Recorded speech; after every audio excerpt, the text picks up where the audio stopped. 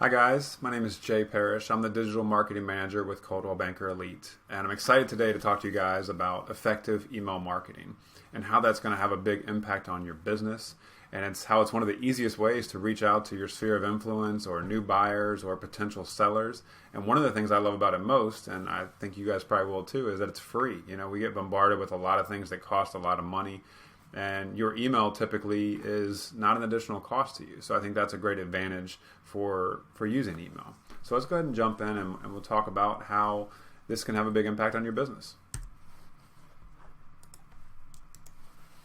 First of all, you want to think about what is it that you're trying to do? What is your goal that you're trying to achieve when you're sending out the email? Do you want them to just remember you, top of the mind awareness? Do you want them to do some sort of an action? Do you want them to email you back? Do you want them to start searching for homes on your website? Do you want them to go to your website?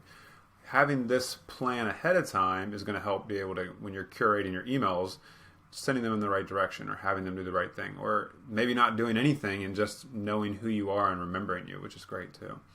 And then you want to think about who is it that you're talking to. You want to figure out who your audience is before you're diving into the email, because that's going to matter depending on who it is that you're speaking to with those emails.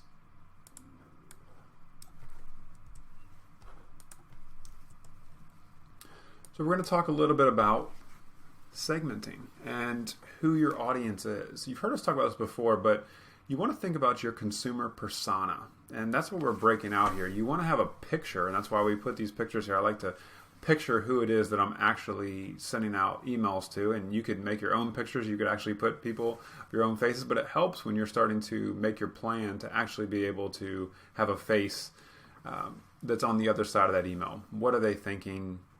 What is their goals, and you're trying to help them out. You're trying to give them valid information. So I've broken this out into a few different people here, and we'll break it down a little bit further. But the more and more you can segment, the better and more effective your emails are going to be, and the open rates for those emails are going to be higher each time.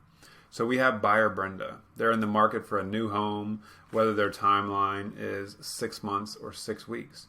So that's going to be a certain type of email that's going to be for a new buyer. Seller Sam will likely sell their home in the next few months or years. Wants info about how to maximize resale value. They want to know how to prep for their listing. They want things. They are a homeowner. They want valuable information about their home. And it doesn't mean that it's going to happen right away, so you're going to have to stay in front of them over and over again. And what you're wanting to do is give them high content, high value information that makes them want to open that email and then keep thinking about you when it's time to actually sell. We have SOI Sarah. And this is where a lot of your database is going to fall into. Family, friends, acquaintances that may not be in the market at all right now, might not be looking to buy or sell, but you want to stay on top of mind. This is where things that are going on around them locally are going to be important. Local events, and we'll talk more about that. But just staying in front of them, they could potentially be a buyer. Most people, if they already own a home, will potentially be a seller at some point or another. And then you have warm lead will. New leads that may need nurturing. Information about the buying process. Personal follow-up. So this might not be somebody that you already know, but a brand new lead that's come in that has some interest. And that's going to be a certain type of email. And you can see, hopefully now, how these emails will be different for these types of people. Now, what most people do is they're going to send the same email to everyone. And the problem with that is, if you have seller Sam receiving an email about buying homes and the market's, talking about all buyer-specific stuff, he's most likely not going to open that email. Just think about when you receive emails, which we all receive a ton of them. Which ones are you opening? What matters to you? So you're trying to reverse engineer that and figure out what matters to Brenda, what matters to Sam, what is Sarah thinking about, even though she's not in the market right now, and how can I, work with Will to help him to be able to buy that home. So that's the kind of stuff you're thinking about as you're creating these emails.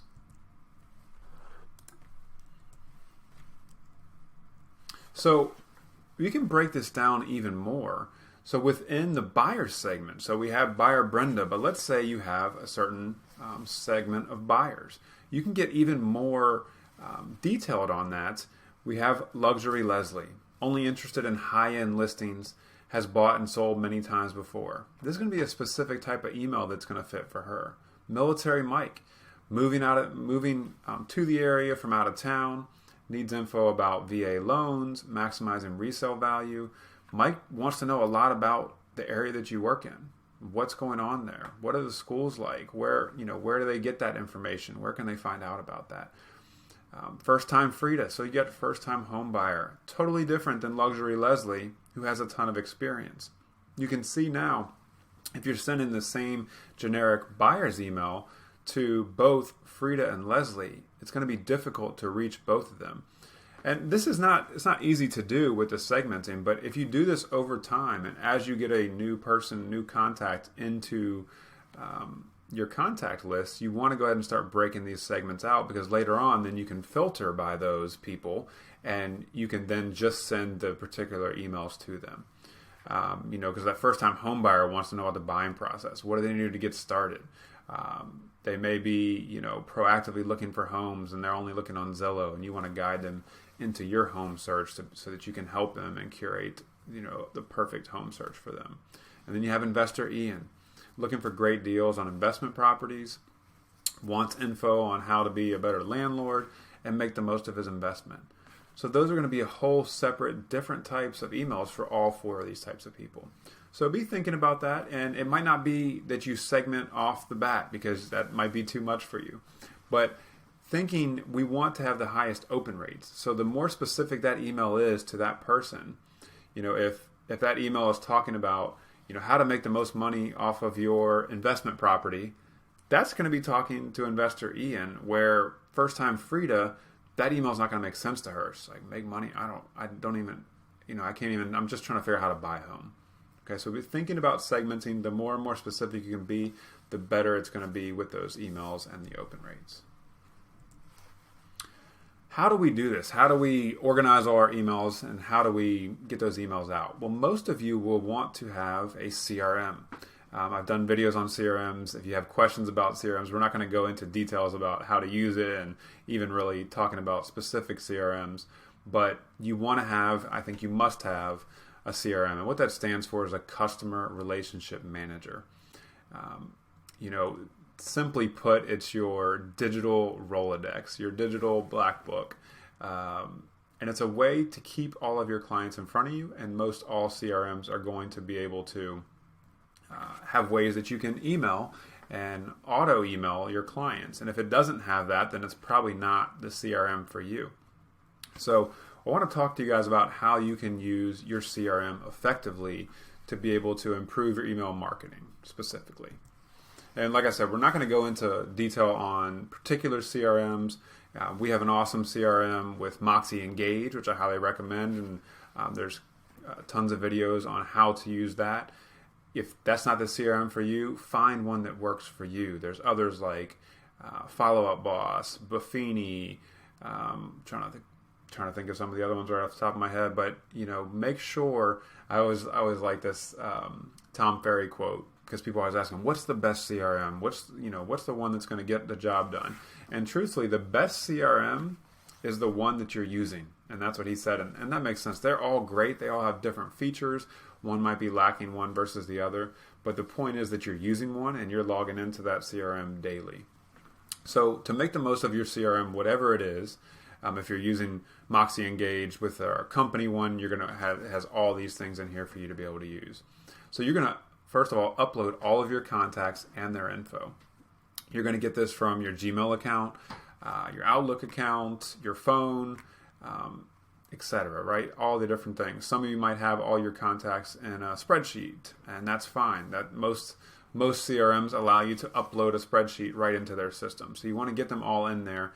And the recommendation is usually don't really define who should be in it and who shouldn't. Go ahead and get them all in there, and you can start reaching out to them. And if people, you can remove them later, if that makes sense. Segment them appropriately. The easiest way to do your segmenting is doing it from the beginning, from the start when you're uploading and sending all your contacts in. If you break them into segments, you could upload them as your buyers all at once, upload your sellers all at once, past clients, and so on. And moving forward as good practice when you close a client that's a buyer, you're going to want to change their segment. Okay, you're going to want to change them to a past client, or if there's somebody that had a great experience, they're kind of moving into your SOI, your sphere of influence at that point. So making sure to segment them out. You want to set them up on follow-up plans that go out automatically at a set frequency time. I recommend that at a minimum, you are sending at least one email per month to all of your contacts, because they are going to, over time, if we're not reaching out to them, if we're not touching base with them, they're going to forget. Okay, so that once a month email, and there's other agents that are much more aggressive with weekly emails. So it really depends on what is a fit for your business. But I would say that no less than once a month is what you're going to want to be shooting for. Set up reminders to get back in touch with them, with closed clients and prospects. You're going to want to put reminders into your CRM to reach out more than just the emails. Okay, so you're going to want to do the phone calls, text messages, handwritten notes, all those basic things that are going to be that extra, more personalized thing. Another thing you can do is quick little videos with your cell phone, that's personalized. You're using the person's name. You're talking directly to them. That goes a long way beyond a text or a voicemail, that you've taken the time, you thought about them that day. That's going to help build that relationship. And this is extremely important, and I think it's something where people forget, but adding notes from conversations that you have that you can reference the next time you speak is extremely important. The first conversation that you had, and I'm not talking about just the details like what type of home they're looking for, but they're a huge Washington football team fan. Johnny plays basketball and Susie is huge into dance. These are the types of things that are going to be really important in building that trust with that client, and then great follow-ups like, hey, how did Johnny's basketball season go? Can you believe that Washington football team game? Those types of things are the icebreakers for that next conversation that aren't real estate related, but show that you care about them and the relationship with them. And that's what this business is all about, relationships. So that's kind of, how you can make the most of your CRM. And your CRM is a huge part of your email marketing campaign, because that's for most of you where you're going to be doing that emailing from. So let's talk about follow-up plans for a minute here and what makes a good follow-up plan. So you want to have the appropriate segment. Okay, so remember we talked about the buyers, sellers. You want to make sure that you have the appropriate segment for that follow-up plan. You want to have regular frequency. We talked about that. When it's a brand new buyer and you don't know them, that frequency needs to be more often, way more often than once a month. You're doing the first one in a few days, then a week, then 2 weeks, then a month. You're spreading it out, but in the beginning, you're going to be doing a lot of touch points with a new lead.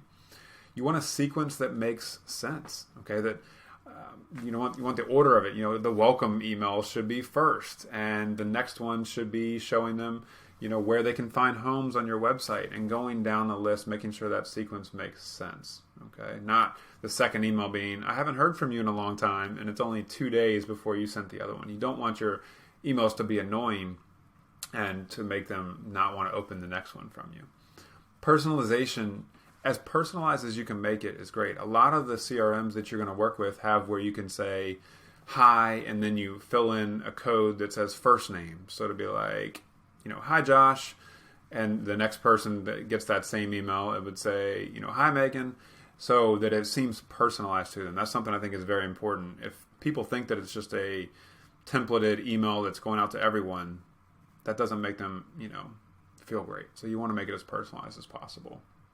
And I think for the most part, what you're going to want to do is find an automated plan, okay? Because we don't have the time. We get busy. We have 3 deals going on. We're forgetting about all this stuff in the background. You're not going to remember to go in and hit send or to create that email. So you're going to want to make sure that your follow-up plans are automated. As soon as you add that new buyer to it, they're going to get 7, 8 emails over the next couple months from you. So I think that's really important. So that's some things that make a good follow-up plan. And I'll give you an example of what a follow-up plan should be for buyer leads. So you have that first meeting with them, whether it's on the phone or you met them in person or they just came in as a new lead for you. You want that first email to be the welcome intro email. Thank them for signing up for your email list. set expectations about the frequency, like how often they should expect to see emails from you, and give them a home search tool. Okay, so whatever way that you're using to give the clients to search for homes, you want to introduce them to that in that first one. Then about 3 days later, so I said, remember, for buyer leads, it's going to be a little bit more aggressive in the beginning. You want to follow up with available listings. Check in to see how their search is going, their pre-approval status, and send some listings that fit their budget. Okay, you're showing them that you understand the market, and here's some options for them based on that first conversation that you've had, with them, finding out what their home criteria is. If you don't, if it's just like someone who's signed up and is interested in buying homes, then it's going to be a little bit more generic. Reach out with advice. Send them a tip, your best advice for buyers, what to look for in a home, etc. So this is 7 days later. And one thing that makes a great follow-up plan is you might add in between these automated emails that are going out, on day 4, if you haven't heard from them, follow up with a text message. On day 9, giving them a quick phone call. Those extra touch points are what's really going to make the difference. And actually, if it's a brand new buyer that you haven't spoke with, on average, it takes 6 contacts, 6 different options, 6 emails, phone calls, text messages to be able to sometimes even get in touch with them. Because as you guys are just as busy, having so many things going on, it takes that right time to be able to, that they're free, you're free, to be able to make that full contact. So then 14 days later, so we're 2 weeks into the plan, sending them, again, some listings that they might like. More listings. That's what buyers love, right? That's why they love Zillow. Don't just send a list, but pick out a few and describe why they're perfect for them. So going that extra step and this is, if you do it as detailed as possible, it's not going to be all automated, right? This is a buyer that you're trying to work with. You're trying to show your value. You can have some of this set up as automatic, and then some of these you're going to want to do that extra legwork to get those listings to make it seem as personalized as possible for them. And then an informational article. Not a solicitation, just to keep you on top of mind and provide value. And at this point, you were 30 days in, you've hit them with 1, 2, 3, 4, 5 emails. And if they're not really giving you a lot of feedback at this point, and you've tried to text and you've tried to call, you could then set them up on a slower drip campaign of a monthly automated campaign that's going to be more informational articles, just showing your value, showing you as an expert in the area, because something might have happened, something might be going on in their life and they weren't able to do that. But then 3 months down the road, when they get back into it, they've been receiving your emails, they've been seeing your face, and then they're going to reach out to you as opposed to someone else. And as always, guys, when I'm working through this as being a former teacher, if you guys are going through these and you're working and you're struggling, or you just want some ideas, don't ever hesitate to reach out, shoot me an email, shoot me a text message, and let me know, hey, I'm struggling with this, or I want to pick your brain on this. I love when you guys are working through these things. I love when I'm watching a video of someone else. I always want ideas that I can put into place. Maybe you already are, have a great email plan going out, but are stuck with not sure what to do. But so here's some great content for you, ideas for your emails. So newsletters, a personal follow-up. Again, the more personal you can make your communication, the better that it's going to be. And with that personal follow-up, I talked to you about doing a quick little video. You can put the little video clip. There's a couple different programs recommended for that. You can just simply do it through YouTube. That's very easy to do. I also recommend Loom. That's actually what this video is being recorded through. So Loom is awesome screen recorder, but you can do it. It has a mobile version that you can do too. Local events. So share with you guys my a great idea for a great plan for you all. I want to implement myself, but haven't had the time to do it yet. But I think a weekly email that you send out every Thursday, maybe every Friday, and all that it has in there, and this has to be specific to hyper-local, so only clients that live, let's say, in Fredericksburg that would be looking to do things on the weekend in Fredericksburg. So you send that email out Thursday, Friday, it just has 1 or 2 things, and it's just simply like, here's what's coming up this weekend. And then the clients, friends, family, whoever, start to expect that from you. And it's not anything long to read. It's not all about you as a real estate agent. Of course, your signature line should be in there with you as a real estate agent. But then you're giving them something cool that's going on in the area. Maybe it's one week it's just a good restaurant that they should go to. That, I think, if I'm thinking of myself as a consumer, that's the type of email that I would like to read on a Thursday, like when I'm trying to plan out what's going on for the weekend.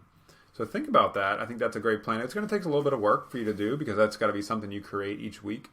But you're staying in front of those people, and you're also creating yourself as a local expert. So local events, I think, are huge. Informational articles. It could be information on the region, things that are going on. It could be, like you see the one below, real estate, marketing updates and trends. It could just be about, how to do something in the house, how to make your home a smart home, how to save more energy in the winter. Those types of things are what people are wanting to look at, what they're wanting to read, emails that they're wanting to open. New listings, open houses, neighborhood guides or blogs, just a quick little snapshot on a local neighborhood. Or let's say there's new construction in a new neighborhood coming up. That is a great email to send out. Vendor recommendations. So, you could do a quick little email promoting the lender that you use, or maybe it's a alarm company that you like, things that relate to the home that you could recommend. It could be a new smart home product that you've tried and you've used, and you're recommending it to your sphere of influence. And then current local favorites. I'm huge on doing things that are local because that's what matters to people. So if you're talking about a new business that just opened up, that's a great email to be sending out to people that live in that area. Because, I didn't even know that opened up. That's great. Such and such, place. I'm going to go check that out with my family. Those are the type of emails that people are looking for and wanting to open that they're not getting. They're getting junk from all sorts of things. You want to find your way through the junk so that they're opening that. So hopefully this gives you some ideas. Try different things. If you just do the same newsletter over and over again and you're not getting any return from it, that is, not working. So try something else. That's what you have to do if it's not working. And I will tell you for 100% that email marketing does work. And throughout my career as a real estate agent, I have tried to, and at times I've slacked, but tried to get that once a month email going out to people. And I've had people that when I transitioned into real estate, that I never told them in person or anything like that, but I just added them to my email list because we had a relationship in the past. And I've had people on multiple occasions reach out saying, "Hey, we're moving out of the area. Can you help us list our house? I know you're in real estate now." Just because of emails have been sending out. So it's not going to be that all of a sudden every listing that you get is going to come from your email marketing, but it's another touch point, and it's showing you as an expert in your industry. Some things that you want to include once you have these ideas, once you're creating emails, there's some legal things that you have to have in place. Okay, so you have to have an option to unsubscribe in the footer. And if you're just doing your own emails through Gmail and you're not using a CRM or any email provider, you're going to want to put in there, reply, unsubscribe to this email and I'll remove you from the list. Something in there. Most of the programs, most of the CRMs are going to have that button included in there so that they can unsubscribe from that. And your emails must have your full name, office address, and agency disclosure to be in place. You have to let them know that. And also, there's a win-win for that because when you're sending these emails, you want to make sure that they know that you are a real estate agent, what your profession is and what you're doing. If you don't have that in there and you just sign off, "Hey, Jay," then they might forget. I mean, people forget. They're so busy, and they also know so many other agents that are definitely telling them they're an agent. You want to make sure that you are reminding them of that. Cool thing is, these are set it and forget it things that are in your signature, and you don't have to do them again in the future. So make sure to have those. The anatomy of an awesome email. I want to break down for you kind of how, when you're putting your email together, what works. We've talked about some great ideas. One big thing here is the subject line. A click-worthy subject lines and preview text. So you want to make sure, depending on the email client that you're using or CRM, that they're going to preview. Usually they'll let you know what when you open up an email in Gmail, there's a section of it that you can read. So you want to make sure that you cater that to catch their attention. Doesn't always have to be clever, but it does have to get their attention. So it needs to be something that stops them. Okay, something that they're looking for. And the best way of doing that is through segmenting. Something like, how to declutter your garage. Okay, that's going to reach certain people, maybe a lot of people, because a lot of people have a messy garage. It's not aggressive. It's not clickbaity. You're going to have a quick little blog email about some tips on how to declutter the garage. You're going to have a photo in there. Those are the types of things that get people's attention and stops them to look at it. The from address should be from your name, not CBE, and that's actually a requirement, kind of going back to that legal aspect of it. A couple reasons behind this is because when someone sees an email from a company, even though they might know you work for Coldwell Banker Elite, they don't necessarily look at it, they want to stop. But if they know you, they trust you for whatever reason, they're on your email list, you want your name there in the from section that comes across in the email. They recognize it more, and it most typically won't be marked as spam because of that. You want to have appealing photos or video. I've talked about video a little bit in here, but you want to have that included. Make sure that your email template and any photos looks nice before sending. So I always recommend that you send yourself a sample of the email and preview that. A lot of CRMs, MailChimp, if you're using that, that's another email provider, allow you to send out a test to see what that looks like. And I would not go crazy with the photos, because sometimes that can be a detriment to whether or not, and like if you're sending this email out to a bunch of people at the same time, and there's tons of photos and everything, the algorithms of these different sites show that as kind of more like a newsletter and might put it in the promo section. So I tend to, at most, want to personally only have one photo or one video in there, not just chock full of photos, because that can also clog up their attachments. And some things will block if it's too big. Like if you put 20 photos in there, it might not actually get to their inbox. So be very careful on that. Have a call to action, whether it's a learn more button, a sign off that asks them to contact you or to link to your website. Give them something to do. Kind of what we talked about in the beginning. You have to have a goal for what that email is. What is that? What do you want them to do? Do you want them to reach out to you? If this email is just simply a top of the mind awareness email, then maybe you don't have to have that. But be thinking about, when you're sending this, what is my goal with this email? Talked about it in the beginning, because if you're just randomly doing it, you might hit some people and you might get some people's attention, but most likely you're not going to, because you didn't really think about what your end goal is. So if you put all four of these puzzle pieces together, you're going to have an awesome email. And like I had said previously, you want to make sure you switch it up. If it didn't work, you want to try something different. How do you get people to sign up for your list that aren't already on it? Okay, so some things that you can do. You can ask people to opt in to your list on social media, so you can do a post that way. I always recommend doing some paid ads on social media, not spending a lot of money, like $5 or so, because that's the only way on Facebook and Instagram you can reach to people that are already outside of your sphere. So I recommend you can do an ad that way. And you want to, when you're doing that, you're going to want to have a great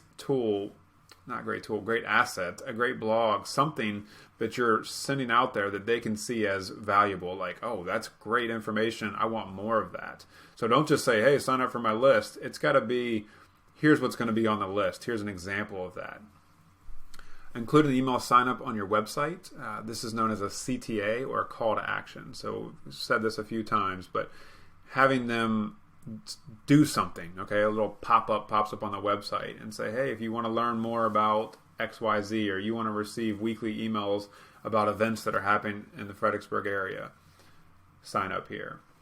You could create a downloadable PDF that requires an email. You guys have all probably done this. It'll be like 5 must-do steps before buying a home. Download here. They download it, and what do they want? They want your email address. So that is a really valuable way of doing that. You just write a one-pager PDF that has 5 steps on buying a home.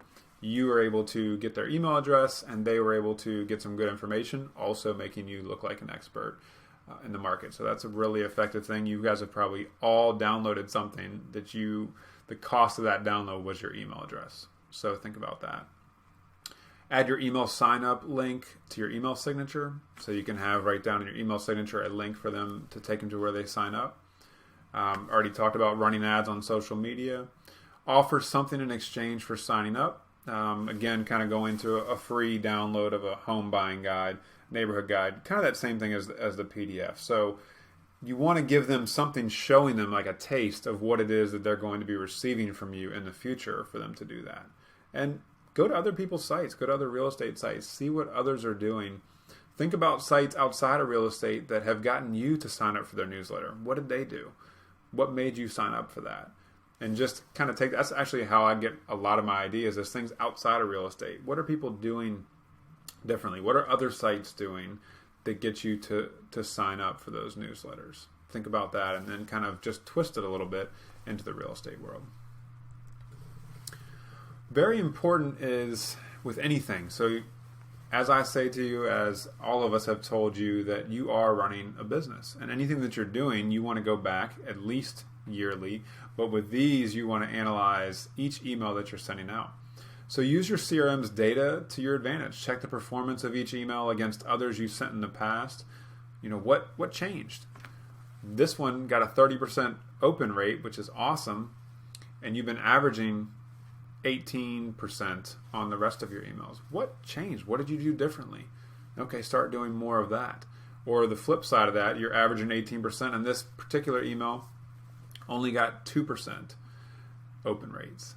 What was that one? I don't want to do those anymore because no one liked that one. So it's really good to analyze your open rates. Don't worry about unsubscribes too much. Pay attention to your average opens, click-through rate, and whether your emails are being delivered successfully.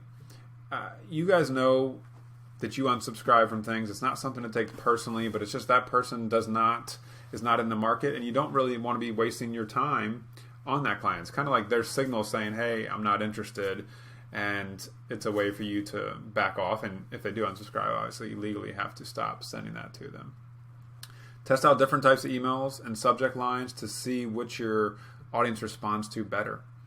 Do you get more opens with emojis or funny subject lines, or more straight to the point? New listings in 22401. Is that what's working for you? So try different things. Don't be afraid to add a few emojis in there, make it a little bit more fun, and see if that works. Because sometimes that in that email scroll that we're looking through, we just are looking to archive, delete, and then something catches your attention. So maybe that is working. The key is, as I've said a lot throughout this talk, is try different things. So you might fail on one, that's all right. You learn from that, and then you move on from it. And then how many people are clicking through to the link that you've added? So your CRM or MailChimp should have a way for you to be able to check and see, are people actually interacting with the email? Are they clicking on the links that you've put in there, and how's that working? So the key is here, if you're just sending emails out blindly and you're not paying attention to what's happening with them, then you're not getting the full impact of that, and you're not knowing how to change. You might be doing the same thing over and over again, and it's not working. Okay, so you want to make sure that they're analyzing it just like you would if you were buying Zillow leads and you weren't converting into those Zillow leads. You're going to go in and say, hey, this isn't working. I either need to change my process or I need to stop doing it. So it's that same thing. If you're getting no feedback, no one's responding to your emails, you're getting no new leads. Okay, well, let's dive into it more. And what is it what are you sending? What are you sending them? Are you just sending them listings every single week, every single month, and it has no content, no value to them outside of that? Maybe they're not even in the market at this point. Why? They're not going to look at houses. So that's where you want to go back to the suggestions we talked about earlier on ideas of what type of emails that you want to be sending out to them. And that's it. I want to thank you guys. I hope you got a little bit of information out of this.